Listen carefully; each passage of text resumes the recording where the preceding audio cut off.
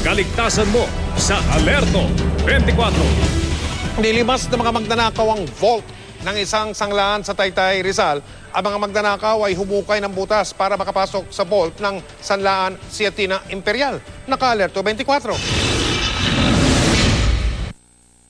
Butas na sahigang bumulaga sa mga otoridad nang pasukin nila ang vault ng CVM Pawn Shop and Money Changer sa Tikling Junction, Barangay Dolores, Taytay, Rizal kagabi. Sa butas na ito pinaghihinala ang dumaan ng mga suspect na bihasa umano sa ganitong uri ng pagnanakaw. Ayon sa Chief of Police ng Taytay, Rizal, alas 8 kagabi nang ipagbigay alam ng may-ari ng sanglaan sa pulisya ang insidente matapos daw umalarma ang trace alarm ng sanglaan.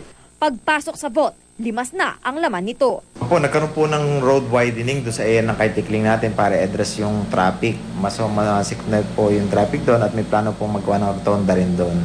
So sa road widening, kasama po yung pagka-construct natin ng underground canal. So malalaking canal po yung ginawa doon.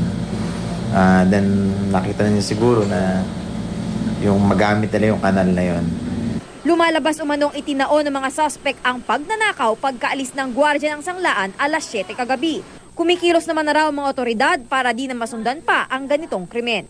Tayo naman po, tuloy-tuloy po yung ating kampanya para maiwasan po itong ganitong pangyayari. Katunayan po niyan, 2 beses na po tayo nakapagpadala ng mga sulat sa ating financial establishment.